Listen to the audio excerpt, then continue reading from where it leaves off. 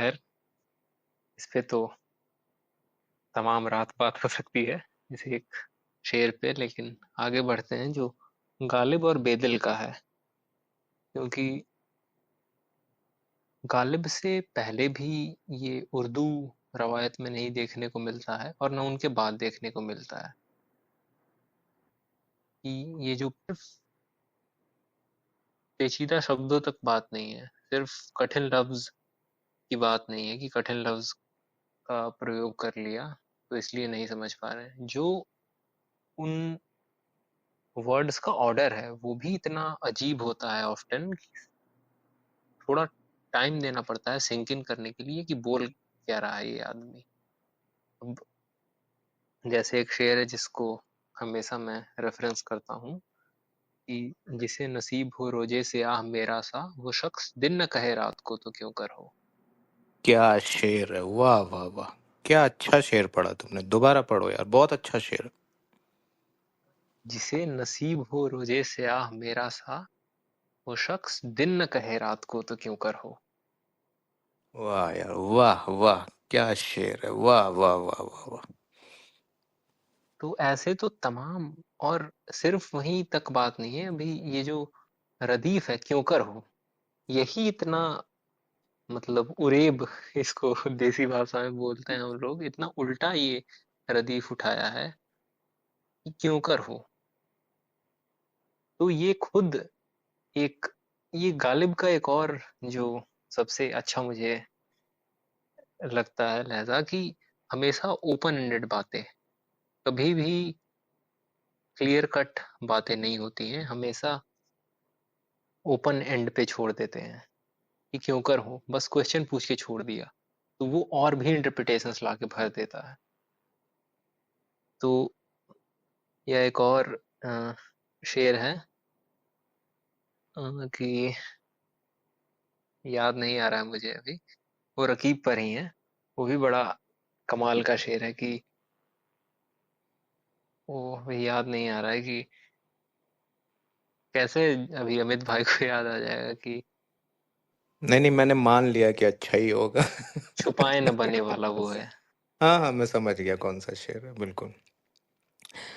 तो बेदिल की बात हो रही है, और देखो मैंने पहले ही ये बात वाजे कर दी पहले कि आप इस शेर का भी मतलब हाँ। बता दे एक बार। कौन से शेर का? ये जो शेर अभी मैंने कहा था, वो शख्स दिन न कहे रात को तो क्यों कर। अच्छा, या इसका मतलब ये है कि जिसका नसीब इतना स्याह हो, जिसकी किस्मत इतनी काली हो, यानी कई लोग ऐसे होते हैं ना कि जिस भी काम में हाथ डाल रहे हैं काम ही नहीं बन रहा, जहाँ भी जाते हैं वहाँ जो है वो जिल्लत का सामना करना पड़ता है। यानी कहीं भी इंसान के पास एक होप की जो किरण होती है, जैसे हम कहते हैं ना कि there is always light at the end of the tunnel. लेकिन बहुत से ऐसे लोग हैं जिनकी टनल बंद हो चुकी है, जिनकी टनल में कोई लाइट नहीं है। तो ऐसे लोगों के लिए गालिब ने ये कहा है कि जिसका जो किस्मत है वो इतनी काली हो जाए, जिसपे वो किसी भी चीज को सोचे तो कालापन, जिस काम में हाथ डाले वहां कालापन स्याहपन, वो दिन न कहे रात को तो क्यों कर हो। यानी फिर उसके लिए दिन और रात के मानी खत्म हो जाते हैं। दिन और रात में सबसे बड़ा भेद क्या पैदा हुए? प्रकाश का ना। अगर प्रकाश हटा दिया जाए तो कोई नहीं बता सकता कि दिन हो रहा है कि रात हो रहा है।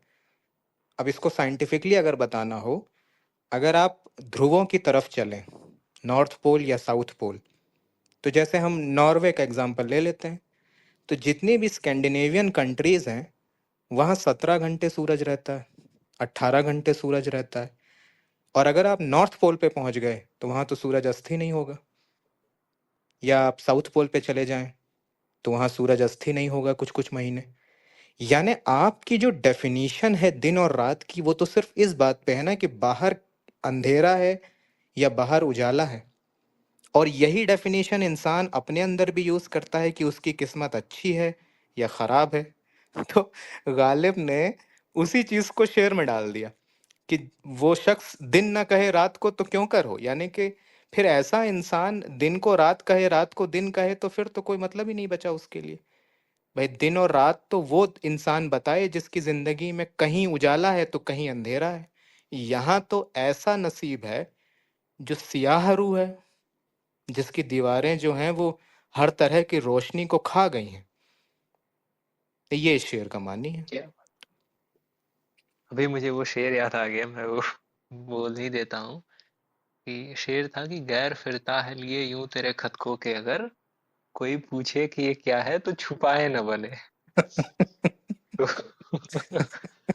अच्छा शेर है यार, ये सब ना गालिब करता रहता है।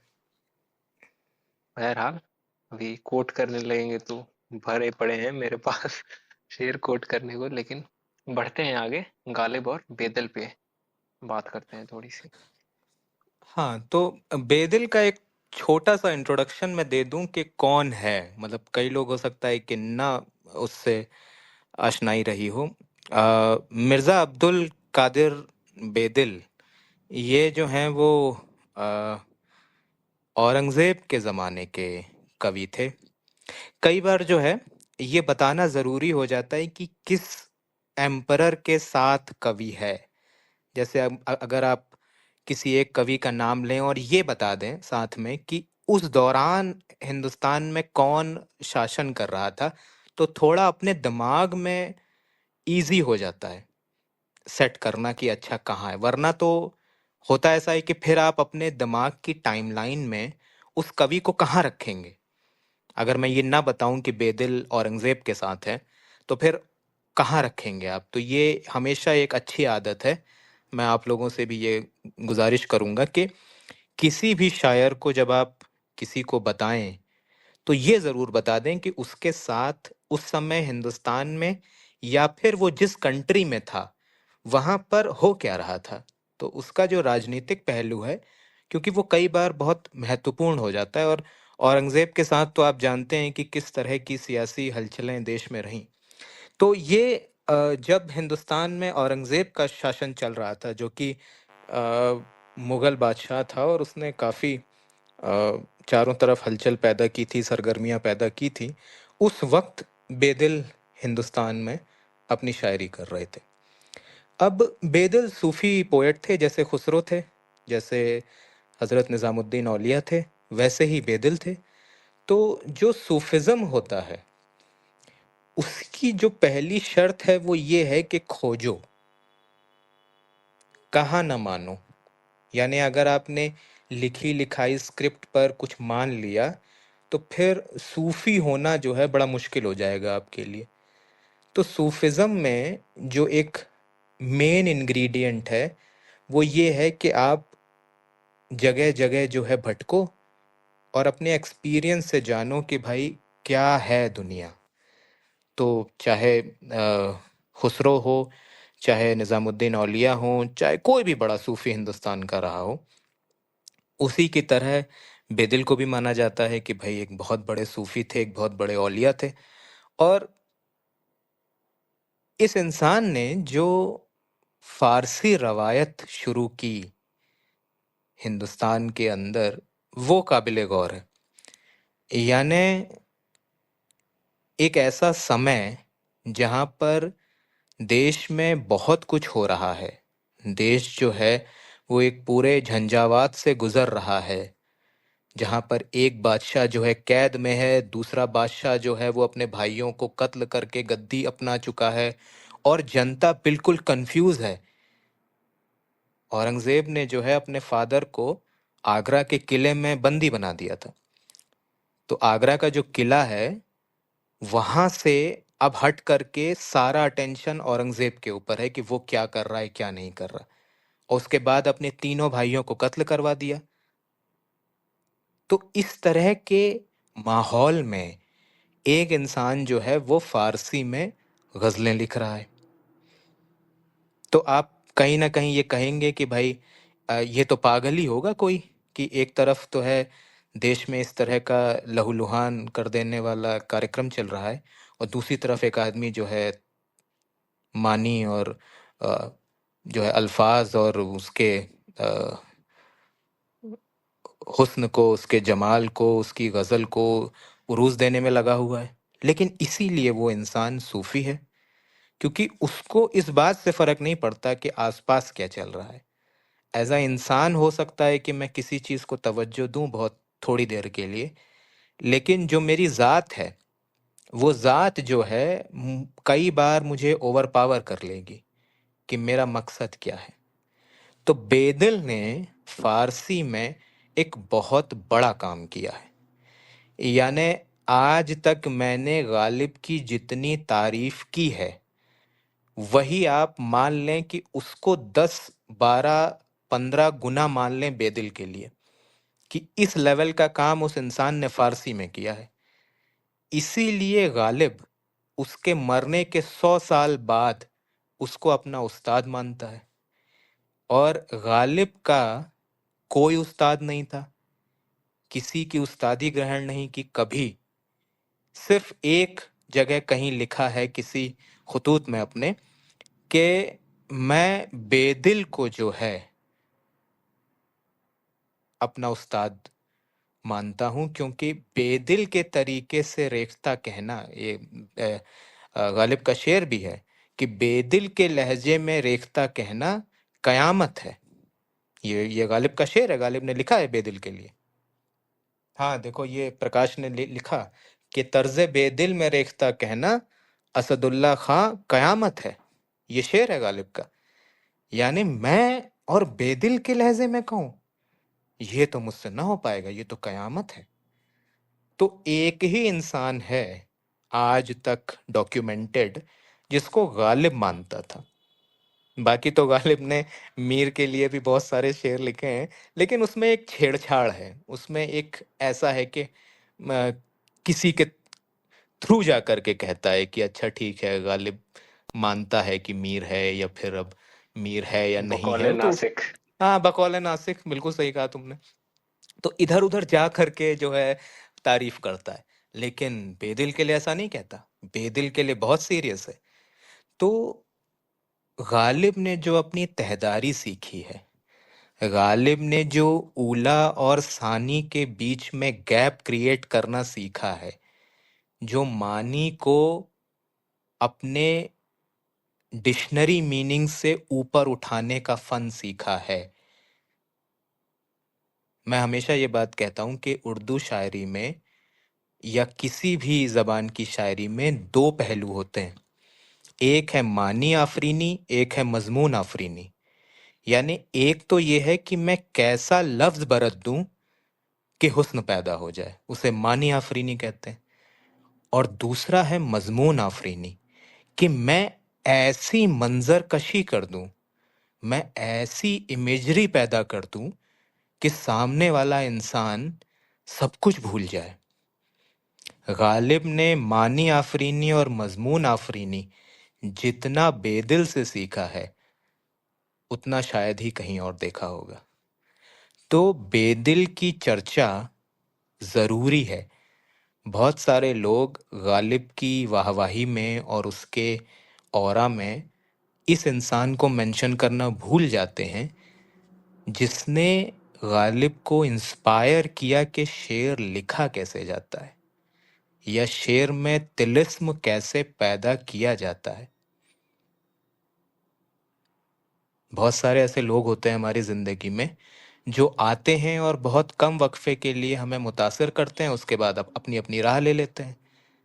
लेकिन कुछ एक लोग होते हैं जो एकदम छप जाते हैं आपके ऊपर, फिर आप वैसा ही करने लगते हो जैसा वो करते थे, फिर आप वैसी ही भाषा अपनी इख्तियार कर लेते हो, आपका वोकैब वैसा हो जाता है, आपकी ग्रामर बदल जाती है। तो बेदिल गालिब के लिए वो इंसान थे जिसने गालिब की बेसिक वोकैब और बेसिक कहन के तरीके को एक जौहरी की तरह सवारा तराशा। तो जब भी आप लोग गालिब की तारीफ करें या किसी भी शेर पर दादो तहसीन दें, तो ज़रूर ये याद रखें कि पीछे पर्दे के बेदिल ज़रूर बैठे हुए हैं। और बहुत सारे ऐसे मिसरे हैं गालिब के दीवान में जो असल में बेदिल ने लिखे हैं। मैं किसी महफिल में था और वहां पर एक सज्जन ने एक बहुत हसीन शेर कोट किया। जैसे अभी तुमने एक जो शेर कोट किया कि वो शख्स दिन न कहे रात को, ये बड़ा हसीन शेर है। ऐसे उन्होंने एक शेर कोट किया, उसका एक मिसरा फारसी में था। तो मुझसे बोले कि हमको बस उर्दू वाला मिसरा समझ में आ रहा है, फारसी वाला नहीं आ रहा।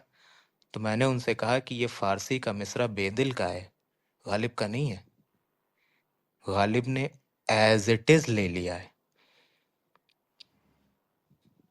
जैसे अभी तुमने जो शेर बोला ना, अपना ये अकीदा है, गालिब अपना ये अकीदा है बकौल नासिक, आप बेबहरा है जो मौत के दे मीर ना हो। तो जो मौत के दे मीर ना हो, ये मिसरा नासिक का मिसरा है, गालिब का नहीं है। इसी तरीके से गालिब अपनी खिराज अकीदत, अपनी खिराज तहसीन पेश करता है बेदिल को कई मर्तबा दीवान में। और अगर आप इतने खुशनसीब हैं कि आपको फारसी आती है और आप गालिब का फारसी कलाम पढ़ सकते हैं, तब तो झड़ी लग जाएगी। बेदिल और गालिब के बीच में इतनी सिमिलैरिटी आपको देखने को मिलेगी, लेकिन उसमें शर्त यह है कि फारसी आनी चाहिए। मुझे तो आती नहीं, तो मैं जो है इस सुख से तो अभी वंचित ही हूँ।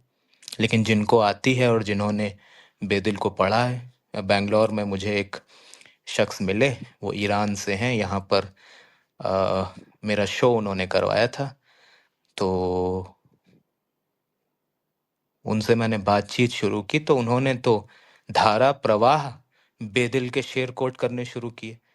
और उन्होंने कहा कि भाई, तुम तो गालिब को मानते हो, लेकिन मैं अभी तुम्हें 4 शेर सुना दूंगा बेदिल के, तो तुम कहोगे गालिब कौन है। और ये सच बात है, इस बात में कोई झूठ नहीं है। और मैं बहुत इज्जत करता हूँ कि उन्होंने इस तरीके से मेरे ईगो को तोड़ा वहां पर, कि मैं अगर तुम्हें 4 शेर बेदिल के कोट कर दूं, तो तुम भूल जाओगे कि गालिब कौन है।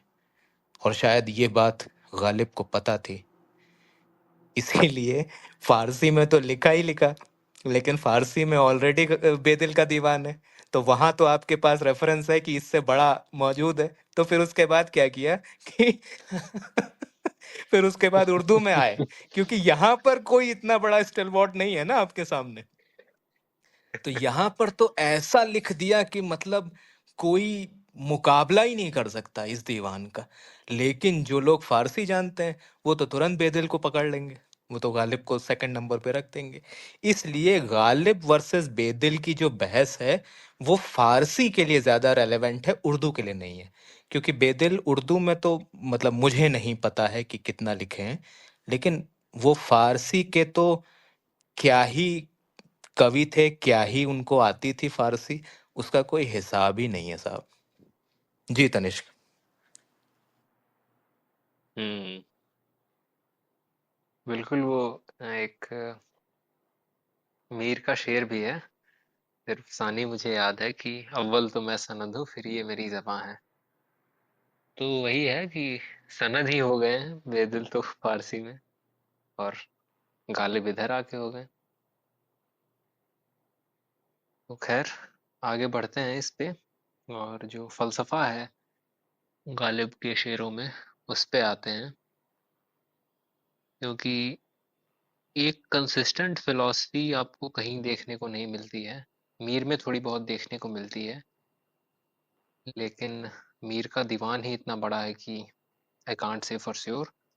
लेकिन गालिब के सभी शेरों में एक कंसिस्टेंट आपको थॉट प्रोसेस देखने को मिलता है कि वही आइडियोलॉजी है जो अलग अलग फॉर्म्स में अपने आप को मैनिफेस्ट कर रही है।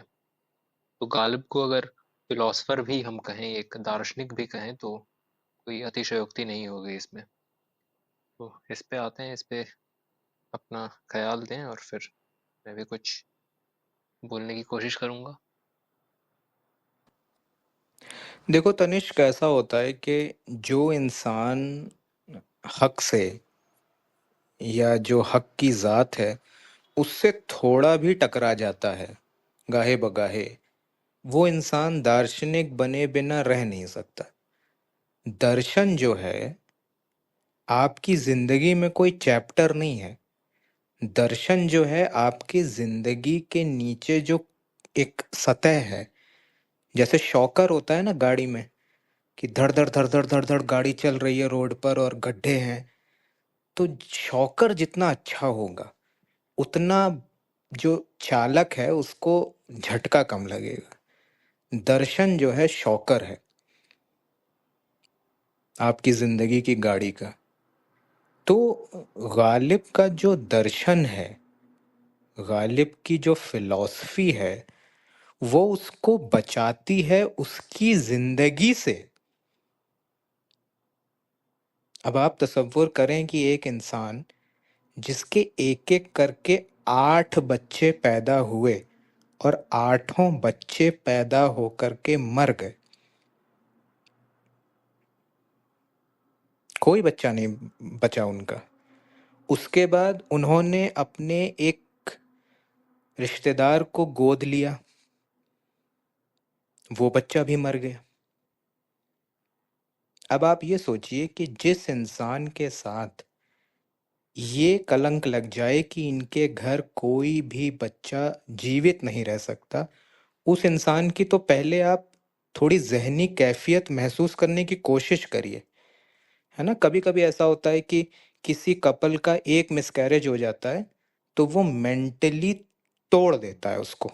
हालाँकि बाद में उनके यहाँ किलकारी गूँजती है, उनके यहाँ और बच्चे पैदा होते हैं, लेकिन जो कभी-कभी बहुत बदनसीबी से किसी का मिसकैरेज हो जाए, तो वो तोड़ देता है माँ-बाप को मेंटली।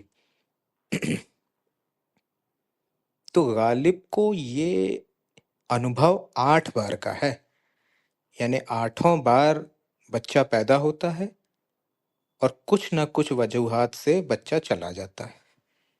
ये उनकी निजी ज़िंदगी का एक पहलू है।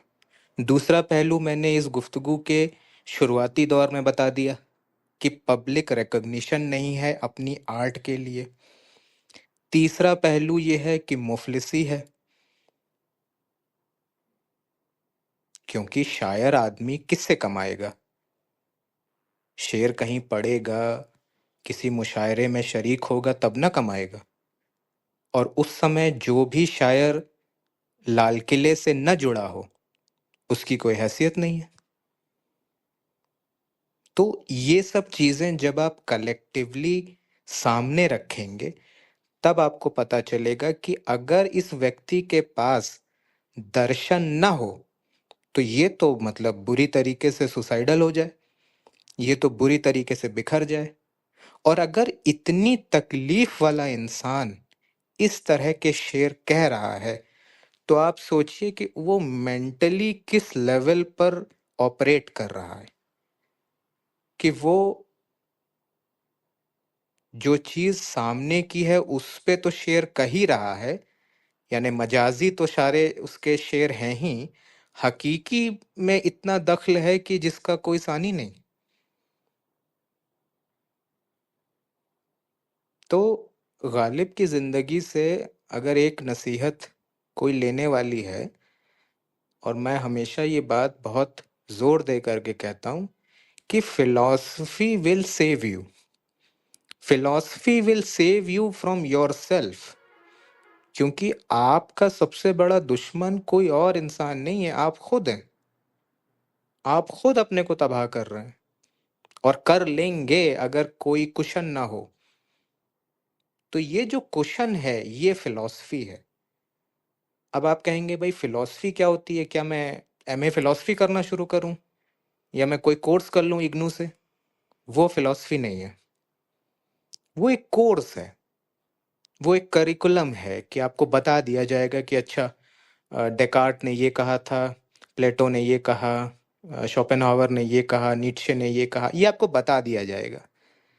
लेकिन फिलॉसफी का मतलब ये होता है कि आप खुद के जीवन को बर्बाद होते हुए देखें और उस पर अंकुश लगाने के लिए खुद अपने अनुभवों से निकलने वाले खमीर को यूज करें। शोपेनहावर का अनुभव आपके लिए यूजफुल नहीं हो सकता, लेकिन हाँ, ऐसा हो सकता है कि कोई उसकी एक बात आपके लिए स्टार्टिंग पॉइंट बन जाए। जैसे आपने नीत्शे का ज़िक्र किया, नीत्शे के लिए कहा जाता है कि एंटी क्राइस्ट था वो। उसका बहुत फेमस स्लैंग है, गॉड इज़ डेड। अब जब नीत्शे ने कहा गॉड इज़ डेड, तो लोगों ने कहा ये तो ब्लास्फेमी है। भाई इससे बड़ी ब्लास्फेमी क्या हो सकती है कि गॉड इज़ डेड? तो नीत्शे ने वो ऐसा आदमी था कि उसने समझाना भी ज़रूरी नहीं समझा। बाकी आए हुए जो आगे की रवायत में फिलोसफर हैं, वो ये कहते हैं कि जब नीत्शे कहता है कि गॉड इज डेड, उसका मतलब ये होता है कि जो भगवान तुमने गढ़ा है, जो भगवान जिसे तुम कहते हो, जिसे बुत परस्ती तुम कहते हो कि मैंने एक बना लिया और मैं जाकर के सुबह शाम उसके सामने सजदा कर रहा हूँ और मुझे ऐसा लग रहा है कि मेरे हाथों बनाया गया भगवान मुझे सेव कर लेगा, तो ये चीज जो है तुमको एक ट्रैप में ले लेगी। तो ये जो फिलॉसफी है, ये जो दर्शन है, ये इंसान को अपने आप से बचाता है। तो गालिब के पास दर्शन का इतना बड़ा और वसी दामन है, जिसमें हजारों ऐसे फन हैं, हजारों ऐसे औजार हैं, ऐसे गोशे हैं जिनका यूज वो समय दर समय करता रहता है, एक से एक मोती निकालने के लिए इस समंदर से। तो अगर मैं ये कहूं कि गालिब की कोई अंडरलाइनिंग फिलॉसफी क्या है, तो मैं नहीं बता सकता, क्योंकि एक शेर में कोई बात होगी, दूसरे शेर में कोई और बात होगी। कहीं पर आपको लगेगा कि भाई ये दुख से चिपक गया है, और जहां दुख है वहां पर इसको मजा आ रहा है। जैसे है ना, हमको भी बहुत मजा आता है कि हमें अपने जख्म कुरेदने में और उससे मिलने वाले जो मैसोचिज्म है कि भाई दर्द कहाँ से मिले, उस इंसान से एडिक्शन, उस दर्द से एडिक्शन। गालिब वो भी करता है, या फिर इसका ठीक उल्टा भी करता है कि भाई क्या जानता नहीं हूं तुम्हारी कमर को मैं? ये क्या मुझे पता नहीं है कि तुम्हारी कमर कैसी है? अब यहाँ पर कमर की बात नहीं हो रही है, लेकिन यहाँ पर बात ये हो रही है कि मैं तुमको इतनी अच्छी तरह जानता हूं कि मुझे तुम्हारी कमर का नाप भी पता है। यानी ये तो एक मेटाफर हो गया। लेकिन क्या जानता नहीं हूं तुम्हारी कमर को मैं? क्या मुझे नहीं पता है कि आप कैसे हो? तो हर तरह का जो दर्शन है, वो जब एकदम घोंट देता है, जब मिला देता है और एकदम स्याही की तरह फैला देता है पूरे दीवान में, तो ये बता पाना बड़ा मुश्किल हो जाता है कि असल में क्या फिलॉसफी है, असल में किस चीज की बात कर रहा है। क्योंकि जो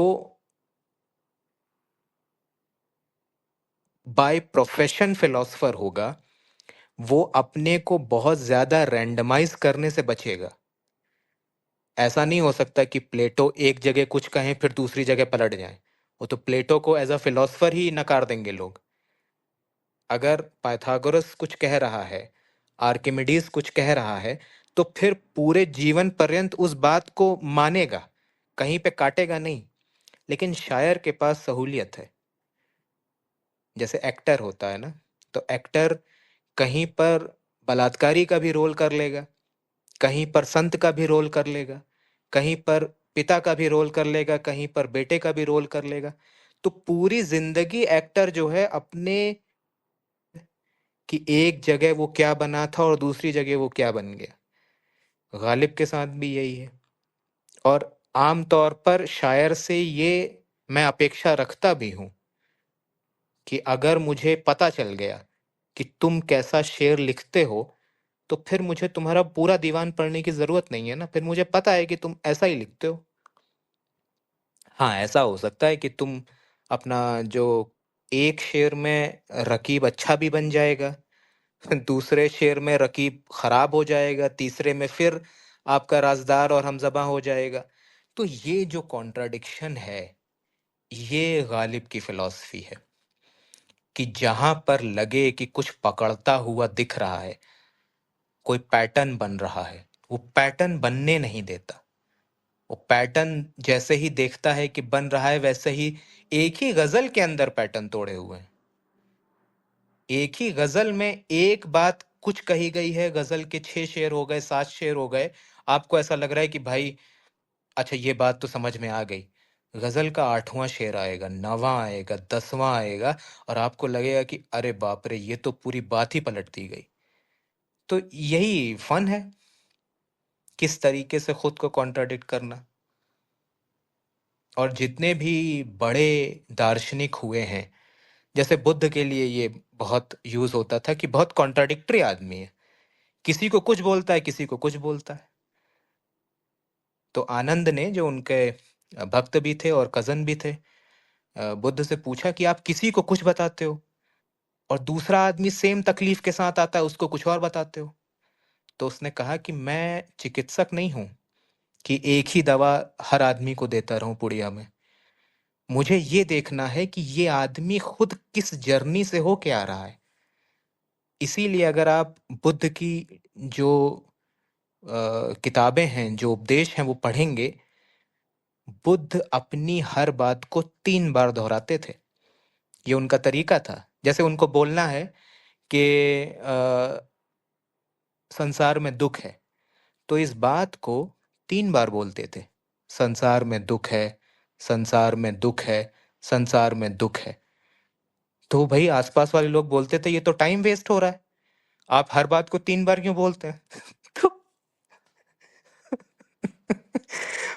बुद्ध कहते थे पहली बार में तो तुम सुन ही नहीं रहे हो, क्योंकि वासना का और अंधकार का जो घेरा है, वही बिल्कुल इतना छाया हुआ है, इतना आच्छादित है कि पहली बार में तो तुमने सुना ही नहीं।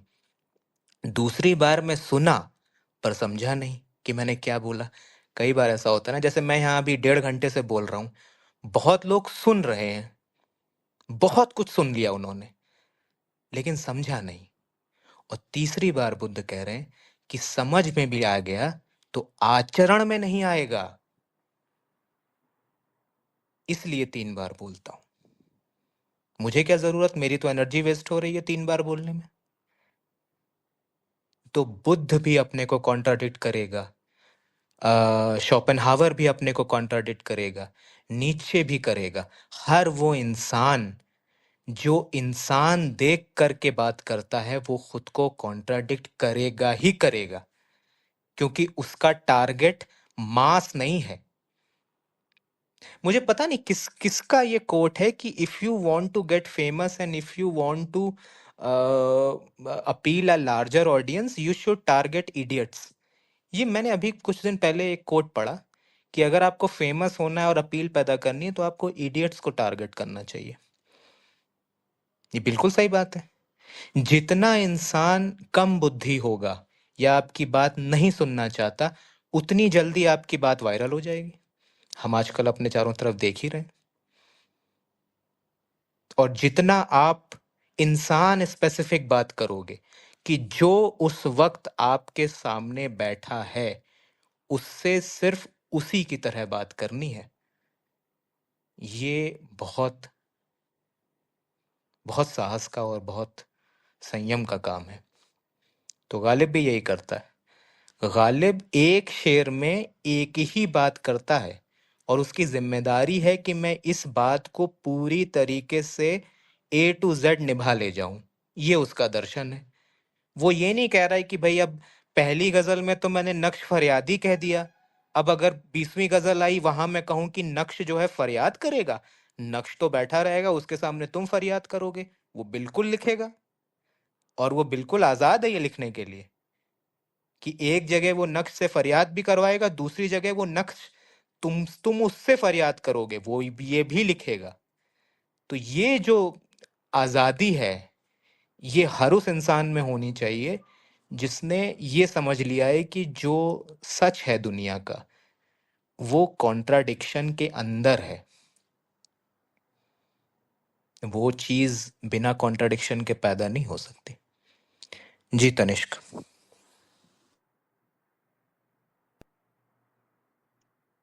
हाँ, एक एक दो शेर मैं कोट कर देता हूँ जो आपने क्योंकि अब इस पे कुछ ऐड करने लायक तो मुझे नहीं लगता है कि बचा है मेरे साइड से। तो आपने जो बताया कि गालिब के 7 उनकी 7 औलादें मर गईं और एक गोद भी लिया, वो भी चल बसे। तो उस वक़्त गालिब ने लिखा था कि क्या रहूँ गुर्बत में खुश, जब हो हवादिश का ये हाल, नामा लाता है शहर से नामावर अक्सर खुला। तो थोड़ा वाह वाह वाह, कॉन्टेक्स्ट क्या इस शेर है, पे वाह वाह वाह। थोड़ा सा कॉन्टेक्स्ट दे देता हूँ कि जब पहले खत भेजे जाते थे तो जो लिफाफा होता था उसको खुला छोड़ दिया जाता था अगर कोई इमरजेंसी वाली सिचुएशन है, खासकर कोई बुरी खबर है, तो ताकि डाकिये को भी पता रहे कि ये जो है खबर, मुझे ये जो चिट्ठी है मुझे जल्द से जल्द पहुंचानी है। तो वही गालिब कह रहे हैं कि क्या रहूं गुर्बत में खुश, जब हो हवादिस का ये हाल, नामा लाता है शहर से नामावर अक्सर खुला। मैं गुर्बत में कैसे खुश रह पाऊंगा जब ये हाल है कि जब भी कोई खत आ रहा है तो उसका लिफाफा जो है वो खुला हुआ आ रहा है। तो आप इमेजिन कर सकते हैं कि किस लेवल की मिजरी में गालिब रहे होंगे उस समय। बहरहाल, और जहाँ तक बात रही, तो ये मेरा जो शायरी या किसी भी आर्ट फॉर्म की जो मेरी डेफिनेशन है वो यही है कि जो एग्जिस्टेंस की एब्सर्डिटी है, जो एग्जिस्टेंस का एक बड़ा सा क्वेश्चन मार्क है, कुछ समझ में नहीं आ रहा है कि क्या है, कैसी है ये कायनात, तो उसके खिलाफ एक, आप इसको कोपिंग मैकेनिज्म कह सकते हैं, एक बगावत कह सकते हैं, तो वो है आर्ट मेरे ख्याल में। तो ल- हर आर्टिस्ट का अपना एक लहजा होता है, जो वो लहजा चुनेगा, जिसका वो इस्तेमाल, जो शील्ड करेगा उसको इस जो कायनात की एब्सर्डिटी है उससे। तो गालिब का ये जो लहजा है वो है पेन में ही, सफरिंग में ही वो एक तरह से मीनिंग खोज रहे हैं, जो मुझे लगता है। खैर, तो या मीर का भी आप देख सकते हैं, तो हर आप किसी भी आप एक अ, लेखक को उठाएं, शायर को उठाएं, पेंटर को उठाएं, किसी को भी उठाएं, तो एक रेकरिंग थीम आपको देखने को मिलेगी कि कुछ तो है एलिमेंट जो बार बार उसमें रिपीट हो रहा है, जो उसे बचा रहा है इस एब्सर्डिटी की फीलिंग से। बहरहाल, आगे बढ़ते हैं अब। अगर कुछ ऐड करना है अमित भाई तो जरूर ऐड करें। नहीं, आपने बहुत अच्छे तरीके से कही दिया। वो जब उनके जिसको गोद लिया था उसकी डेथ हुई थी, तो उस पे तो बहुत मशहूर गज़ल है, उसमें एक शेर है कि जाते हुए कहते हो कयामत को मिलेंगे, क्या खूब कयामत का है दिन, कयामत का है गोया कोई दिन और।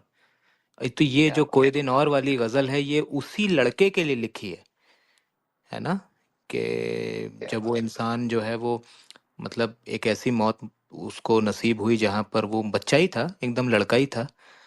तो तब गालिब ने ये शेर लिखा कि जाते हुए कहते हो कयामत को मिलेंगे, क्या खूब कयामत का है, कयामत का है दिन, कयामत का है गोया कोई दिन और।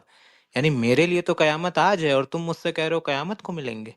तो तुम तो पहुंचे और कयामत को मिलोगे ये वादा करके गए, लेकिन मेरे लिए तो क्या गोया कोई और दिन है, मेरे लिए तो आज ही का दिन कयामत है कि तुम नहीं रहे मेरे साथ। तो ये जो गज़ल है जब आप पढ़ेंगे, और मुझे लगता है कि दीवान में ये एक ऐसी गज़ल है जो अ, मुसलसल गज़ल जिसे हम कहते हैं, कि जिसका हर शेर जो है एक ही टॉपिक को बयान करता है। तो गज़ल की कैटेगरी में जैसा हम जानते हैं कि हर शेर का दूसरे शेर से मिलना या उसके मानी से ओवरलैप करना ज़रूरी नहीं है, कोई पाबंदी नहीं है, बिल्कुल अलग अलग मौज़ूआत भी हो सकते हैं। लेकिन मुसलसल गज़ल में ये होता है कि आप हर शेर जो लिखते हैं अगला, वो पीछे वाले को और उसके दर्द को और उसके मानी को और बढ़ाता है और उसके आहंग को मजबूत करता है। तो ये जो दीवान की एक शेर है, ये मिसाल है मुसलसल गज़ल की।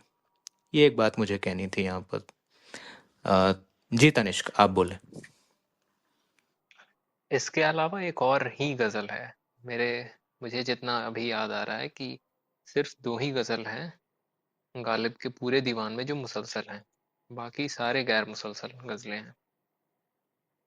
ख़ैर, इसी टॉपिक पे एक अब्बास ताबिश का भी शेर मुझे अभी याद आ रहा है, जो कि काफ़ी रिलेटिवली नया है और आई गेस ब्रॉडर ऑडियंस को ज़्यादा अपील करेगा ये, कि सुकूते दहर रगों तक उतर गया होता, अगर मैं शेर न कहता तो मर गया होता। तो मैं जिसकी बात कर रहा था कि in a way it is shielding you from the absurdity of existence और रियलिटी, जो भी है वही, जो आर्ट फॉर्म है वो बचा भी रहा है आर्टिस्ट को ही। तो सिर्फ वन वे ये स्ट्रीट नहीं है, टू वे स्ट्रीट है। बहरहाल, और हाँ, एक और बात जो फिलॉसफी पे ही थी कि नक्श फरियादी वाला जो शेर है, तो इसमें एक और इंटरप्रिटेशन जो निकलता है, क्योंकि अभी गालिब के फिलोसॉफिकल साइड की बात हमने की, तो उस पे भी थोड़ी सी बात कर ले तो अच्छा रहेगा।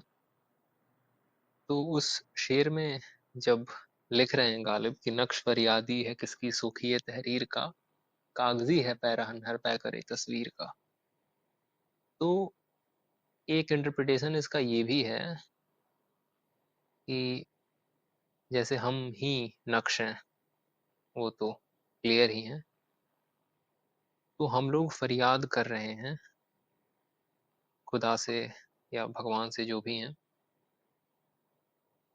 तो अब इसको ऐसे भी समझ सकते हैं कि फरियाद करने की हमें ज़रूरत क्यों पड़ रही है? अगर भगवान है और ओमनीपोटेंट है, वो ऑल पावरफुल है, तो हमें फरियाद करने की ज़रूरत क्यों पड़ रही है? तो एक प्रॉब्लम ऑफ ईवल भी आता है, अगर कोई इस टॉपिक से ये ऑलरेडी नहीं जानता है इस चीज़ को, तो बेसिकली फिलॉसफी में एक छोटा-सा छोटा-सा है, काफ़ी ब्रॉड है ये वैसे, लेकिन इसका एक ब्रीफ मैं बता देता हूँ कि बेसिकली लॉजिकल कॉन्ट्रडिक्शन कहा जाता है कि जब गॉड एग्जिस्ट कर रहा है, जब भगवान एग्जिस्ट कर रहे हैं, तो किसी भी टाइप की सफरिंग नहीं होनी चाहिए, क्योंकि वो तो ऑल पावरफुल है भाई, ओमनीपोटेंट है। तो वो सफरिंग को एग्जिस्ट ही क्यों करने दे रहे हैं? वो चाहेंगे तो सब खत्म कर देंगे, सब कोई सुख से ही रहेगा, सब कोई ब्लिस में ही रहेगा, लेकिन वो ऐसा नहीं कह रहे हैं, कर रहे हैं। तो उस पे भी यहाँ पे गालिब ने थोड़ा सा हिंट किया हुआ है। खैर, तो अब गालिब का गुणगान तो हमने बहुत कर लिया, थोड़ी सी क्रिटिसाइज भी इनको कर लेते हैं थोड़ा सा। तो पहला मुद्दा ये उठता है, और शमसूर रहमान फारूकी साहब ने भी इस पे बात की है, कि गालिब ने मीर जितना बड़ा स्पेक्ट्रम कवर नहीं किया है, जो कि कंप्लीटली कॉन्ट्रास्टिंग है, जो अभी अमित भाई ने बात की उसके बिल्कुल ऑपोजिट है। क्योंकि अमित भाई तो बोल रहे थे कि भाई जिंदगी के हर एक पहलू को गालिब ने जिया है, लेकिन वहीं पे फारूकी साहब कहते हैं कि कुछ चीजें जो हैं वो गालिब ने छोड़ दी हैं, जो मीर के यहाँ हैं, बहुत सारे और शायरों के यहाँ है। तो उस पर थोड़ी सी बात कर लेते हैं कि वो जो एलिमेंट छूट गया है, और to make it more clear, जो रोमांटिक वाला एलिमेंट है, कहीं भी इश्किया शायरी गालिब ने नहीं की हुई है। एक जब इश्क की बात भी ये कह रहे हैं, तो बड़ा उसको मेटाफिजिकल लेवल पे ये लेके जाते हैं। तो गालिब काफी शर्माते रहे हैं इस चीज से। तो ये क्यों है गालिब के यहाँ? क्या रीजन है कि गालिब डायरेक्टली इन सब, जैसे जुर्रत ने लिख रखा है या दाग ने लिख रखा है, और मीर ने तो भर भर के लिख रखा है, तो उससे क्यों गालिब कतरा रहे हैं? ऐसा तो नहीं है कि वो शेर ऐसे कह नहीं सकते हैं, तो क्या वजह है, क्या रीजन है?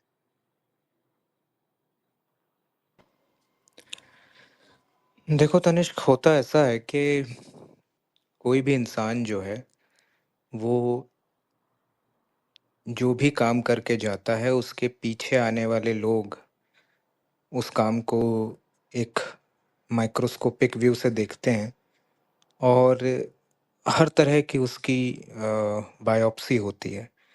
वो काटा जाता है, देखा जाता है कि भाई इसमें क्या था, क्या नहीं था। लेकिन जब ये प्रोसेस इंसान खुद कर रहा होता है, यानी जब मैं अपने बेडरूम में बैठ करके कोई चीज़ लिख रहा हूँ और खुद ये देख रहा हूँ कि क्या ये चीज़ लिखने लायक है या नहीं, मैं कुछ पन्ने फाड़ूंगा भी, कुछ कुछ चीज़ों को नोट करके साइड में रख लूंगा कि कभी और काम आएगा। ये सब काम गालिब ने खूब किया होगा, आई होप। लेकिन होता ऐसा है कि जैसे एज अ इंसान भी हम में से कुछ लोग इंट्रोवर्ट हैं, कुछ लोग एक्सट्रोवर्ट हैं। कुछ लोग बाहर जाते हैं तो अपनी फीलिंग्स को जस्टिफाई करने के लिए या कभी-कभी दिखाने के लिए बड़े एक्सट्रीम मेजर्स यूज़ करते हैं, ताकि उनके आसपास वाले लोगों को ये इल्म रहे कि वो कैसा महसूस कर रहे हैं। कुछ लोग होते हैं, वो एक तूफान समेट कर चलते हैं, लेकिन उनके पड़ोसी को भी खबर नहीं होती कि वो किस वजूहात से गुजर रहे हैं अपनी ज़िंदगी में। तो जैसा तुमने खुद कहा कि क्या रहूं गुर्बत में खुश जब हो हवादिस का ये हाल। तो एक तो जो इंसान का निजी अनुभव है वो तो है ही, खैर उसमें तो कोई डिनाई नहीं कर सकता। लेकिन गालिब की जिंदगी हमेशा से इस तरह मुफलिसी की नहीं रही। यानी मैं कभी भी इस तरीके से गालिब को पेंट नहीं करूंगा कि भाई बड़े गरीब थे और खाने के लाले पड़े हुए थे, ऐसा कुछ नहीं था। जब गालिब आगरा में रहते थे, गालिब के जो वालिद थे उनका इंतकाल बहुत जल्दी हो गया था। उसके बाद इनको किसी और इंसान ने पाला था जो कि परिवार का ही सदस्य था। तो बड़ी ऐश में थे, बहुत जल्दी शराब पीना शुरू कर दिया, बहुत जल्दी बाकी तरह की जो रंगीनियां होती हैं, शौकियां होती हैं, ज़िंदगी में करनी शुरू कर दी थी। ऐसा नहीं है कि कहीं भी आप इनको बेनिफिट ऑफ डाउट नहीं दे सकते कि भाई ये तो बड़ा जो है मायूस इंसान था, इसके साथ बड़ी दिक्कतें हुई, ऐसा नहीं हुआ। सिर्फ दिक्कतें थोड़ी होती हैं इंसान की ज़िंदगी में, खुशियाँ भी होती हैं, रंगीनियाँ भी होती हैं। गालिब अपने लड़कपन से बहुत पहले के वक्तों में ही, यानी जब उनका बचपन ही चल रहा था, हर तरह की चीज़ देख और आजमा चुके थे। अगर सबसे सेफ वर्ड्स में ऐसा कहना हो तो बंद शब्दों में ये कहूँगा कि गालिब सब कुछ करके देख चुके थे। हर तरह का रंग और हर तरह का नशा, हर तरह की कैफियत से वो दो चार हो चुके थे। अब होता ऐसा है कि ये सब करने के बाद इंसान जब बाकी चीज़ों में लिप्त होता है, जब ज़िंदगी उसके सामने एकदम नंगी तलवार की तरह सामने आती है और उससे सवाल पूछती है कि अच्छा ये सब तो हो गया, अब क्या? तो ऐसा हो सकता है कि गालिब ने इश्किया शायरी या फिर उस तरह की सामने की इश्किया शायरी को उतनी तवज्जो न दी हो। अच्छा, अब एक एक इसका रीज़न ये भी है कि कहीं न कहीं जो फैमिली बैकग्राउंड था, वो भी ऐसे बड़े-बड़े शायरों का था। यानी पढ़ाने वाले घर पे जो लोग आते थे, या फिर मैंने अभी तुमसे कहा कि बेदिल को तो ये पढ़ ही रहे थे। तो यानी कि एक जो सरपरस्ती है, वो भी ऐसे सूफ़ी और औलियाओं की है कि जहाँ पर एक तसव्वुफ़ का रंग जो है वो फ़ज़ा में घुला ही हुआ है हर तौर। तो ऐसी परवरिश में और ऐसी तरबियत में इंसान बिल्कुल सामने की इश्क या शायरी करने से परहेज़ करता है। अब ये बात कह कर के मीर पर कोई आरोप नहीं है या फिराक पर कोई आरोप नहीं है। फिराक ने भी बहुत इश्किया शायरी की। दाग तो खैर, मतलब जिसे कहना चाहिए कि बादशाह था वो तो इश्किया शायरी का। उसके यहाँ जिस तरह का मैं उसे अय्याशी ही कहूँगा, जिस तरह की अय्याशी दाग के वहाँ थी, और वो क्यों थी? क्योंकि दाग एक बहुत अमीर शायर था। दाग अपनी जिंदगी में हर तरह की अय्याशी कर चुका था, कर रहा था। उस वक़्त भी जब वो लाल किले से जुड़ा था, क्योंकि बहुत अमीर था। तो जिस इंसान ने उस तरह के मसले-मसाइल अपनी ज़िंदगी में न देखे हों, तो पहले तो अनुभव की कमी है, कि भई वैसा अनुभव ही नहीं है। दूसरा जो साथ होता है इंसान का, इसीलिए मैंने कहा कि हर इंसान जो है, अपना जो किन है, अपना जो क्लैन है, उसको खुद बनाता है कि मुझे किस तरह के इंसान अपने नज़दीक चाहिए। और फिर वो जो क्लैन होता है, आपका जो किन होता है, वो आपको शेप अप करता है। आप अपने पास जिस तरह के लोगों को रखते हैं, उस तरह की तरबियत में आप बड़े होते हैं, उस तरह की तरबियत में आप जवान होते हैं, और हर तरह का हुनर जो आप सीखते हैं, वो वहीं से आता है। तो मुझे ऐसा लगता है कि गालिब ने पहले जो इल्मी तौर पर ही ऐसे बड़े-बड़े आलिम फ़ाज़िल लोगों को अपना उस्ताद नियुक्त कर लिया था, जो हल्की बात पहले ही नहीं करते। वो तो जैसे बेदिल का मैंने एग्ज़ाम्पल लिया, फिर मीर से भी बहुत मुतासिर थे गालिब, तो वहाँ भी जो है बड़ी बात हो रही है। अच्छा, मीर पर जो ये आरोप है कि एक तो सहल पसंदी का आरोप है, दूसरा ये आरोप है कि बहुत कंघी-चोटी की शायरी, बहुत इश्किया शायरी। तो देखो, अ, कई जगहों पर कंघी-चोटी की ही शायरी काम आती है। यानी अगर मैं दाग का कोई शेर पढ़ दूँ, मान लो कि आप किसी से मिलने गए हो और आपको उस इंसान को कुछ कन्वे करनी है अपने दिल की बात। आपने गालिब का शेर पढ़ दिया, तो बहुत बड़ा चांस है कि आपका जो काम है वो नहीं बनेगा। खुद का मेरा निजी अनुभव है, नहीं बनेगा आपका काम। लेकिन अगर आपने दाग का शेर पढ़ा उस इंसान के सामने, तो आप समझ लीजिए कि आधी बात तो आपका शेर ही कन्वे कर देगा। बिल्कुल, बिल्कुल। तो मेरे ये जो एक्सपीरियंस में फैज़ ज़्यादा इफ़ेक्टिव है, लेकिन फैज़ तो बिल्कुल ही इनकलाब आ गया बीच में। जी, जी, कंटिन्यू करें। हाँ, तो मैं वही बात जो है अर्ज़ कर रहा था कि अ, जो गुलिस्ताँ होता है, उसमें हर तरह का जो फूल है, उसकी अहमियत है। अब कोई ये कहे कि भई रात की रानी रात में ही खिलती है और सफ़ेद रंग की क्यों होती है? और कोई कहे कि भई सूरजमुखी सूरज की तरफ ही क्यों देखता है? ये उसका गुणधर्म है, ये उसका स्वभाव है। इस पर क्वेश्चन नहीं किया जा सकता, क्योंकि इस तरह का क्वेश्चन बेमानी है, ये फ़ुज़ूल है। कोई अगर मुझसे ये कहे कि भई फलाँ आदमी तो इतना बड़ा साइंटिस्ट था, तो फिर उसने सारे ही नियम क्यों नहीं दे दिए? भई सभी आता था ना उसको तो। ऐसा हो नहीं सकता, क्योंकि चाहे कोई वैज्ञानिक हो, चाहे कोई शायर हो, चाहे कोई मुसव्विर हो, कुछ भी हो, at the end you are the product of your own experiences.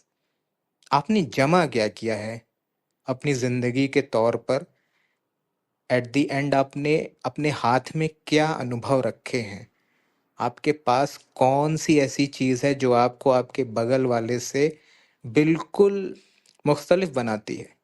वो चीज़ जो है आपकी क्राफ्ट को शेप करती है। अब गालिब के साथ गालिब ने नहीं ज़रूरी समझा। उन्होंने सोचा कि भाई ज़ौक़ तो लिख ही रहे हैं ऐसा, या मोमिन तो लिख ही रहे हैं इश्किया शायरी, या और भी किले के बहुत सारे शायर थे, वो तो ऐसी बात कर ही रहे हैं। तो कहीं न कहीं मुझे लगता है कि एक एन्सेम्बल में खो जाने का डर भी होगा, कि अगर मैंने भी ऐसी ही बात कही, मैंने भी इसी तरह की कंघी-चोटी की बात कही, तो हो सकता है कि मैं खो ना जाऊँ, मुझे लोग भुला ना दें। तो एक स्ट्रैटेजी के तौर पर भी हो सकता है। दूसरा जो मैंने कहा कि एज़ अ इंसान व्यक्ति अलग-अलग होता है। अब मीर को आप अगर देखें, तो मीर ने तो ऐसे-ऐसे शेर लिखे हैं कि मैं यहाँ पढ़ नहीं सकता। मतलब मैं बहुत बेशर्म किस्म का इंसान हूँ, लेकिन फिर भी ऐसे-ऐसे शेर हैं मीर के दीवान में कि आप सरे महफ़िल नहीं पढ़ सकते। वो एक पर्दा है मीर के साथ। लेकिन गालिब ने हर लेवल पर ये सोचा कि जो ट्रांसेंडेंस है वो इतनी हाई है मेरी कि ये शेर एक मानी में तो बंधेगा ही नहीं। आप पढ़ कर के समझ ही नहीं सकते कि सिर्फ ये जिनसी शेर है या तसव्वुफ का शेर है। ये कैसा शेर है, मतलब उसमें जिनसी जो है वो भी रंग आएगा, उसमें तसव्वुफ का भी रंग आ जाएगा। तो ये जो कमाल है, आई थिंक इसके लिए गालिब को दाद मिलनी चाहिए।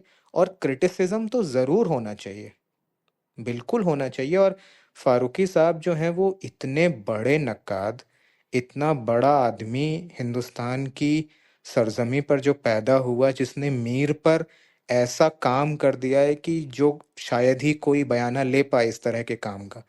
तो अगर फारूकी साहब ये कह रहे हैं कि भाई मीर के पास तो हर तरह का औजार है, और कहते भी थे मीर के 72 नश्तर, मीर के पास 72 ऐसे शेर हैं जो नश्तर की तरह हैं, चुभ जाते हैं एकदम। लेकिन कोई ये नहीं बता पाता कि कौन से हैं वो 72। बस 72 72 चलता है। तो वो जैसे 72 हूरें होती हैं ना, तो वो मीर के कहा जाता है 72 नश्तर हैं। तो बिल्कुल, अगर कोई आदमी गालिब को क्रिटिसाइज करता है तो बिल्कुल करना चाहिए, क्योंकि एज अ ह्यूमन हमारी बाउंडेशन है। अब कोई आदमी कहे कि भाई तुलसीदास ने रामचरितमानस ही क्यों लिखी, महाभारत का भी वो अवधि में जो है तर्जुमा कर देते। उसको नहीं करना था, उसका गोल नहीं था। तुलसी को राम में ही सब कुछ दिखा तो उसने राम लिखा, रसखान को कृष्ण में दिखा, मीरा को कृष्ण में दिखा तो मीरा ने कृष्ण के लिए जो भी करना था वो किया। अब कोई कहे कि भाई मीरा ने राम पे तो कुछ नहीं कहा, मीरा को राम में कुछ दिखा ही नहीं। हो सकता है कि आपको किस में दिखे किस में नहीं दिखे, ऐसा होता है ना हमारे आसपास। आप दो लोगों को देखते हो और आप हैरत में पड़ जाते हो कि भाई इसको इसमें दिखा क्या, जो ये साथ हैं। वो तो जो साथ है उसको पता है उसको क्या दिखा। बाकी लोगों के लिए तो बड़ा ही हैरत की बात है कि अच्छा ये भी जोड़ी है भाई जोड़ी, क्या किया जा सकता है। तो किसी को किसी चीज में क्या दिखा और उसने क्या छोड़ दिया, ये उसका जाती मामला है, क्योंकि वो उसके जाती अनुभव हैं। और यही जो है उसको खास इंसान बनाता है। और अगर मैं भी ये कहूँ कि भाई अ, मैं भी वही सारे काम कर सकता हूँ जो गालिब कर सकता है, तो अब तो मैं कर ही सकता हूँ, क्योंकि अब मेरे पास गालिब का रेफरेंस है। तो गालिब के पास तो बेदिल का रेफरेंस था, मीर का रेफरेंस था। वो वैसा ही काम कर देते तो फिर आप फिर वही कहते कि भाई इन्होंने तो वही लिख दिया जो मीर ने लिखा था, तो फिर अब ये अलग कैसे हैं। भाई वो आपने कहानी सुनी है ना, कि वो बाप बेटा जो है वो गधे के साथ जा रहे थे, तो पैदल चल रहे थे, तो किसी ने देखा और कहा कि अरे कैसे बेवकूफ़ लोग हो, गधा होते हुए भी पैदल चल रहे हो। तो उसने बेटे को अपने गधे के ऊपर बैठा दिया। तो फिर आगे गया तो फिर लोग लोग दिखे कि अरे भाई कैसा बाप है कि बेटे को गधे पे बैठा रखा है। तो भाई उसने उतारा और खुद बैठ गया। फिर कुछ लोग मिले, अरे भाई कैसा जालिम बाप है, खुद तो गधे पे बैठा है, बेटा जो है पैदल चल रहा है। तो अंत में उन्होंने क्या किया कि उन दोनों ने गधे को ही अपने ऊपर रख लिया। तो कहने वालों का तो कोई हिसाब ही नहीं है।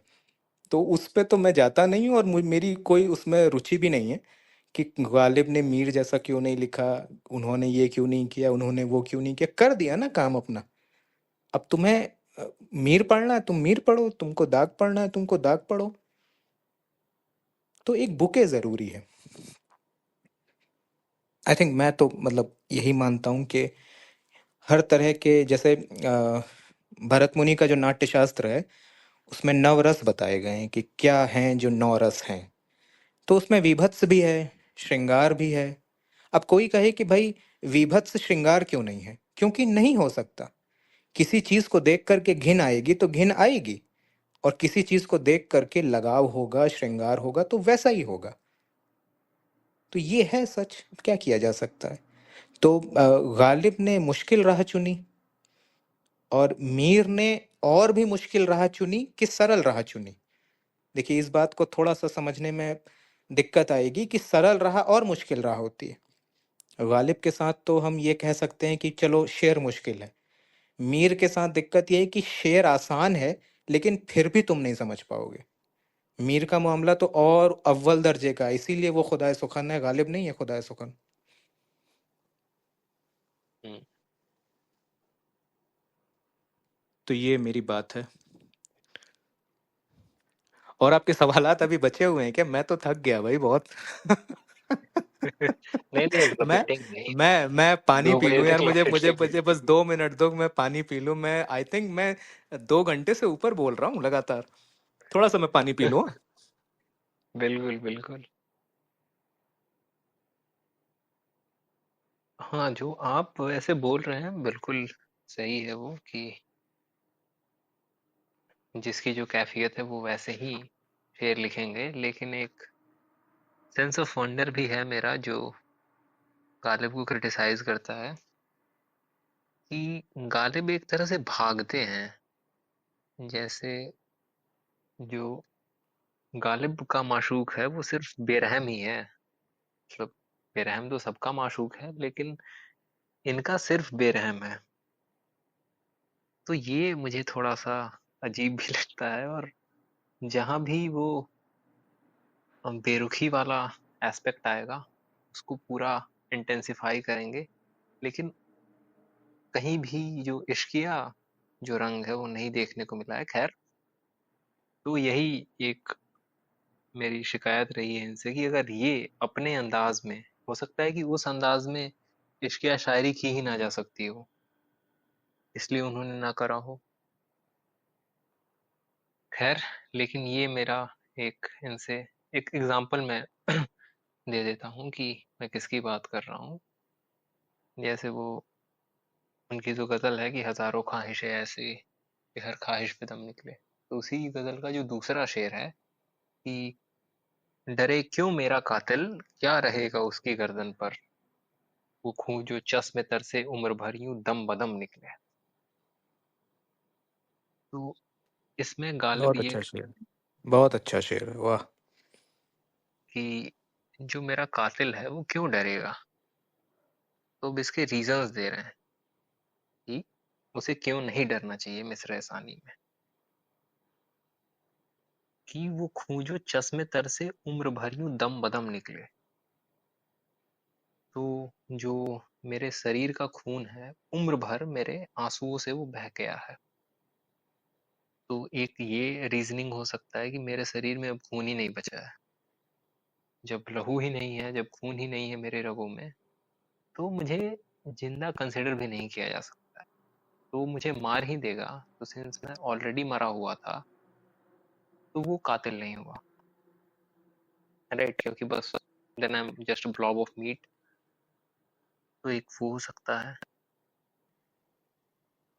तो या वो भी एक है कि हमने माना कि तगाफुल न करोगे लेकिन खाक हो जाएंगे हम तुमको खबर होते। तो हम्म। हमेशा आपको इतना कमजोर दिखा रहे हैं कि भाई।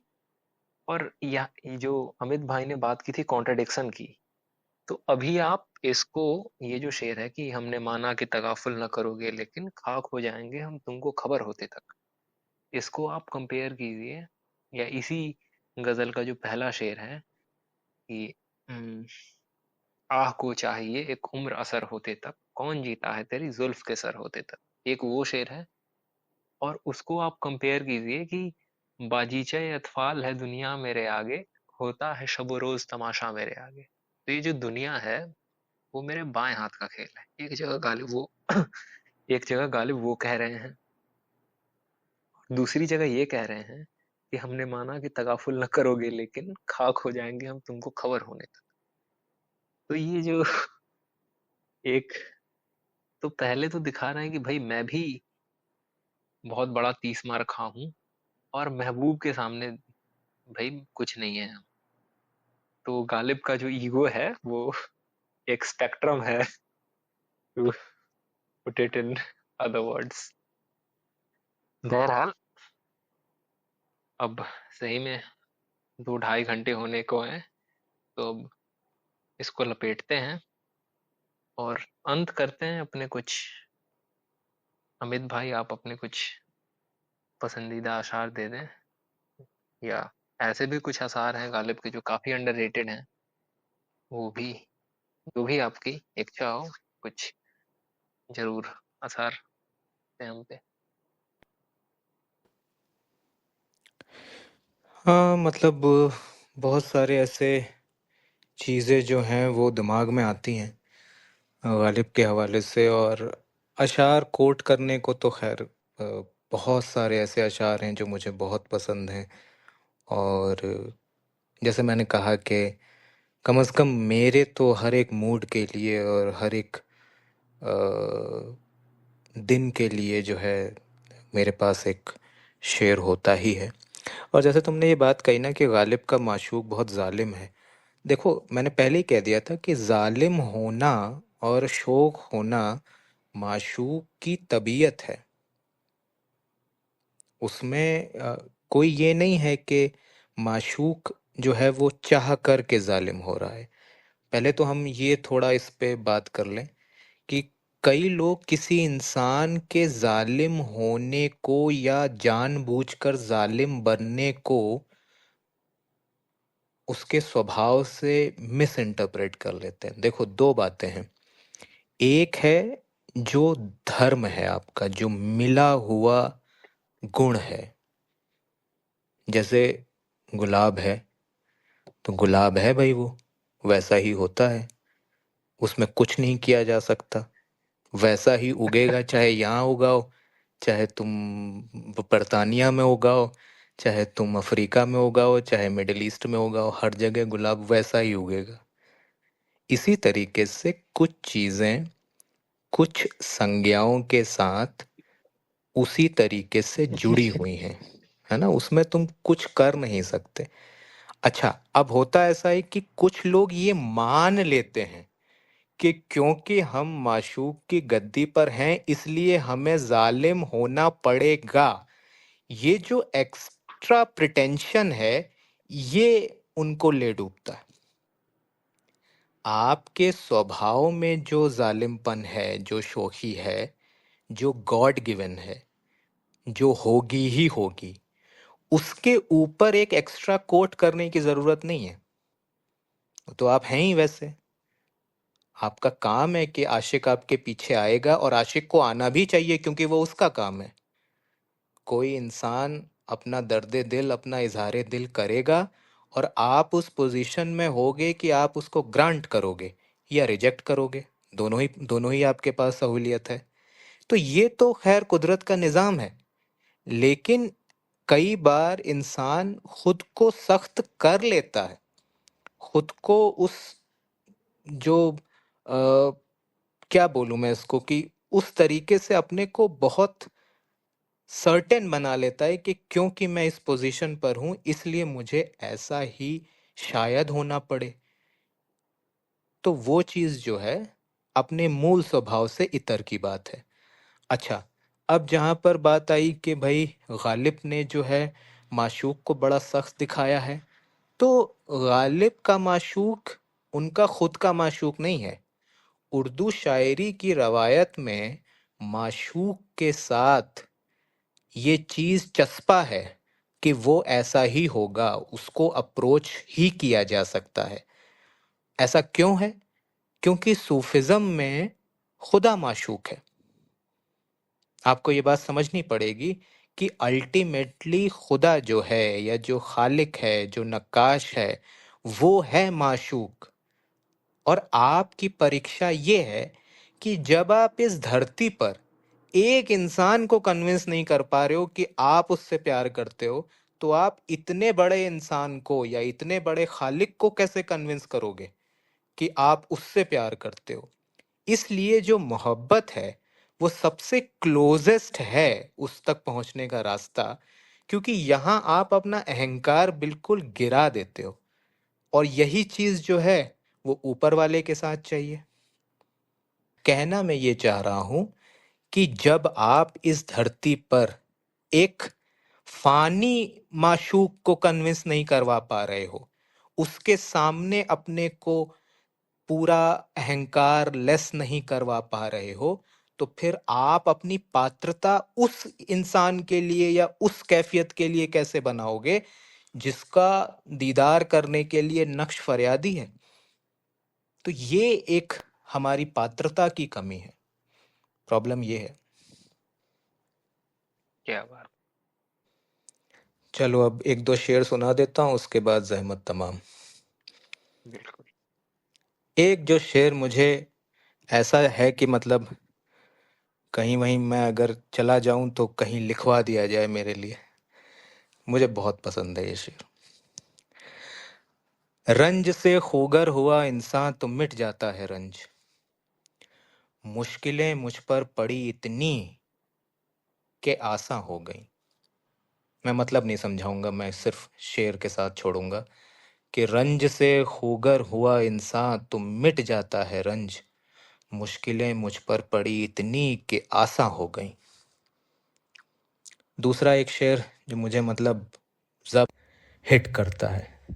बस के दुश्वार है हर काम का आसान होना, आदमी को भी मयस्सर नहीं इंसान होना। छोटी बहर में इससे ज्यादा मजबूती से ये बात नहीं कही जा सकती। मतलब मैं नहीं समझता कि इस बड़ी फिलॉसफी को भी, जैसे मीर कहते हैं ना, मीर का तो शेर भाई गालिब से बहुत ऊंचा है, लेकिन मीर का शेर है कि मत सहल हमें जानो, फिरता है फलक बरसों। मिलता है। क्या है बात। ना? वो जो है कि तब खाक के पर्दे से इंसान निकलते हैं। इंसान। मतलब आप सोचो कि इंसान निकलते हैं। ऐसा भी नहीं कि इंसान पैदा होते हैं, पैदा ऐदा नहीं होते। पैदा होता है आदम, आदम की जात पैदा होती है, लेकिन इंसान निकलता है। कोई कोई निकलता है इंसान। और उसका उसका मतलब शर्त क्या रखी? मत सहल हमें जानो, फिरता है फलक बरसों। यानी ये धरती हजारों हजार राउंड घूम जाती है, तब कोई एक इंसान जो है पैदा होता है। आदमी तो बहुत पैदा होते हैं, आदमी तो पर डे लाखों पैदा हो रहे हैं। तब खाक के पर्दे से इंसान निकलते हैं। गालिब ने भी यही बात कही कि बस के दुश्वार है हर काम का आसा होना, आदमी को भी मयस्सर नहीं इंसान होना। यानी इतना भी मयस्सर नहीं है भाई, बाकी बातें तो छोड़ दो। तो ये एक शेर जो है मेरे बहुत करीब है, बहुत ही अच्छा लगता है मुझे। और एक और शेर है, मतलब अब क्या कहूँ मैं, मतलब क्या कहूँ, अब तो शेर ही सुन लो बस। दर्द मिन्नत कशे दवा न हुआ। क्या शेर है यार। दर्द मिन्नत कशे दवा न हुआ, मैं ना अच्छा हुआ, बुरा ना हुआ। ये शेर जब मैंने पहली बार पढ़ा था, मैं आपको बता नहीं सकता तनिष्क कि मैं किस कैफियत में था जब ये शेर मुझ पर उतरा। और मैंने ये कभी नहीं सोचा था कि कोई इंसान अपनी दवा को भी मना कर सकता है। कोई इंसान ये भी कह सकता है कि अब जरूरत नहीं है। दर्द मिन्नत कशे दवा न हुआ, मैं न अच्छा हुआ, बुरा न हुआ। तो ये कुछ एक शेर थे। बाकी गालिब का तो ऐसा मामला है कि कहीं से कुछ भी उठा के पढ़ लो, आपका दिमाग जो है वो शॉर्ट सर्किट कर जाएगा। तो भाई मेरी तरफ से इतना ही। बाकी और कोई बताएं आज्ञा हो तो आपकी। हाँ, आपके पहले वाले शेर पे एक चीज है कि वो आपके नाम पे लिखवाया जाए या नहीं, कहीं आपकी यादगार में ये जरूर लिखवाया जाएगा कि आपने ये कहा है कि मासूक का बेरुख होना, जालिम होना, ये उसका इंट्रिंसिक नेचर है। ये तुम मिले नहीं हो ना मेरे माशूक से, इसलिए मैं जानता हूं ना उसको, इसलिए।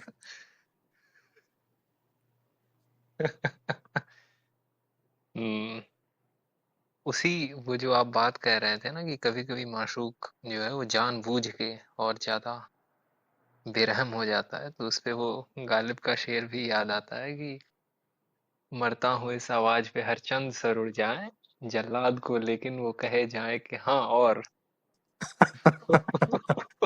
अब इसमें देखो, ये जो हाँ और है, ये एब्स्ट्रैक्ट है। मतलब हाँ और क्या? बिल्कुल। क्या मतलब हाँ और क्या, कि और काटो या मत काटो या क्या करो। तो यही तरीका है ना कि और जो है ओपन एंडेड। कितना मामूली लफ्ज है ना, और से ज्यादा मामूली क्या होगा। लेकिन गालिब ऐसी जगह बिल्कुल। पे, जैसे गालिब कहता है ना, हैं और भी दुनिया में सुखनवर बहुत अच्छे, कहते हैं कि गालिब का है अंदाज़े बयां और। अब ये और में तारीफ है कि जिल्लत है कि क्या है, भाई आप खुद सोचो। तो ये तरीका है इसका। वो कहता है ना कि गंजीना मानी का तिलिस्म उसको समझिए, वो लफ्ज के गालिब मेरे अशार में आवे। यानी मैं अगर क्या? किसी छोटे लफ्ज को भी अगर बरत दूं, फिर तो फिर उस लफ्ज की किस्मत है कि मैंने लिख दिया है। गंजीना मानी का तिलिस्म उसको समझिए, यानी फिर तो आप उसको मानी का गंजीना यानी पूरा खजाना मान लीजिए। अगर कोई लफ्ज मेरे बिल्कुल। अशार में आ गया है तो फिर तो वो मामूली रहा ही नहीं। ये करता है यार, ये बहुत करता है। तो मैं एक दो अपने पसंद के अशार पढ़ देता हूँ, फिर रुखसत लेते हैं। तो एक ये है कि तुम शहर में हो तो हमें क्या गम, जब उठेंगे ले आएंगे बाजार से जाकर दिलो जां। और वो इसमें सबसे जो इम्प्लाइड है कि जो आप बात कह रहे थे कि डिक्शनरी की जो मीनिंग है उससे ऊपर उठा देता है गालिब अपने शेरों को। तो अब ऐसे समझ में नहीं आता है, लेकिन अब जब देखेंगे कि तुम शहर में हो तो हमें क्या गम, जब उठेंगे तो शहर में महबूब आया हुआ है, तो जाहिर सी बात है कि आशिक काफी खुश है। लेकिन यहाँ पे वो इसलिए बोल रहा है क्योंकि मेरा जो हाल है वो तो खस्ता है ही, दिलो जां बर्बाद ही है मेरे आशिक के, मेरे, मेरा मतलब है कि लेकिन महबूब आया है तो सबके वैसे ही हाल है। तो दिलो जां जो है वो सस्ती कीमतों पे बिक रहे हैं। तो तुम शहर में हो तो हमें क्या गम, जब उठेंगे ले आएंगे बाजार से जाकर दिलो जां। और तो जब तुम शहर में आए हुए हो तो दिलो जां का जो रेट है वो गिरा हुआ है। अब ये भी देखिए कि जो दिलो जां मिलेंगे वो तो सेकंड हैंड माल है भाई, लेकिन मेरी दिलो जां की हालत इतनी खस्ता है कि वो सेकंड हैंड भी इम्प्रूवमेंट होगा अभी करंट वाले पे। तो जो इम्प्लाई पे इम्प्लाई किया है सिर्फ, वो अलग ही लेवल का है। खैर, एक और है कि हमें फिर उनसे उम्मीद और उन्हें हमारी कद्र, हमारी बात ही पूछे न वो तो क्यों कर हो। और आखिरी, अभी इस पे मैंने एक पूरा पोस्ट लिखा है कि दिल फिर तवाफ़ कुए मलामत को जाए है, दिलदार का सनम कदा वीरा किए हुए। क्या शेर है यार, क्या शेर है। मतलब मैं क्या बताऊं, मतलब तुम तो मुझसे बहुत छोटे हो, और जितने अभी तुम हो, जितनी उम्र तुम्हारी है, मैं तो ये शेर पढ़ भी ना पाता इस उम्र में। क्या बड़ा शेर है भाई। दिल फिर तवाफ़ कुए मलामत को जाए है, पिंदार का सनम कदा वीरा किए हुए। मतलब इसको तो मतलब क्या ही मैं कहूँ यार। ये वो जिया मुद्दीन की वॉइस में मेरे दिमाग में गूंजता रहता है, हमेशा उन्हीं की आवाज में गूंजता रहता है। ऐसा पढ़ दिया है उन्होंने कि मैं अब इसको अपनी आवाज में तो सुनता ही नहीं हूँ। क्या क्या बिल्कुल। अच्छा शेर है यार, वाह वाह वाह। तो यहीं पे इसका इख्तिताम करते हैं अब। बहुत शुक्रिया आपका तनिष्क कि आपने इतना पेनफुल जॉब लिया, क्योंकि मुझे सुनना बड़ा पेनफुल काम है, आसान काम नहीं है, है ना। लेकिन बहुत शुक्रिया आपका कि आपने ये मुहिम चलाई कि आप मेरा इंटरव्यू कम गालिब के बारे में जानना चाहते हैं।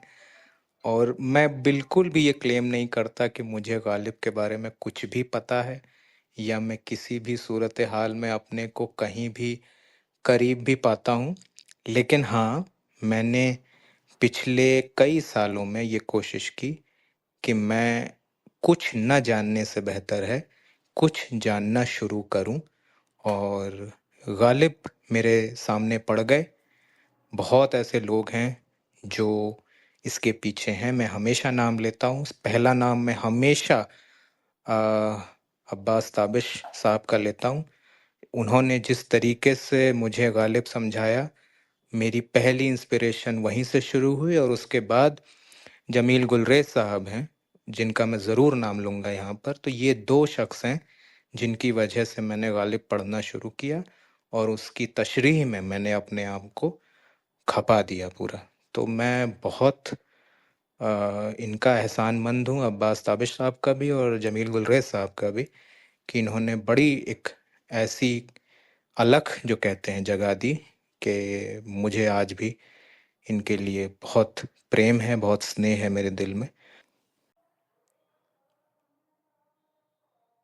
बहुत बहुत शुक्रिया आपका, अगर आपने इस कॉन्वर्सेशन को पूरा सुना। ये दूसरा और आखिरी भाग था मेरी जो बातचीत हुई थी अमित भाई के साथ, और आई होप कि भविष्य में भी उनसे मुख्तलिफ़ मामलातों पे ऐसी ही बातचीत होती रहेगी। और अगर आपको हमारा कंटेंट अच्छा लगता है तो हमें बाकी प्लेटफॉर्म्स पे भी फॉलो करें, वहाँ पे आपको लेटेस्ट अपडेट्स मिलती रहेंगी। उनके लिंक्स डिस्क्रिप्शन में हैं। और सबस्टैक पे अगर आप हमें फॉलो करना चाहते हैं तो ज़रूर करें। वहाँ पे हम हर हफ्ते रिटन फॉर्मेट में कंटेंट्स डालते रहते हैं, तो हो सकता है वो आपको पसंद आए, उसे भी चेकआउट करें। अगला जो पॉडकास्ट है वो अगले हफ्ते आएगा। तब तक के लिए हमारे साथ जुड़े रहें। और एक बार फिर से तहे दिल से आपका शुक्रिया अदा करना चाहूँगा, अगर आपने इतना सुना तो।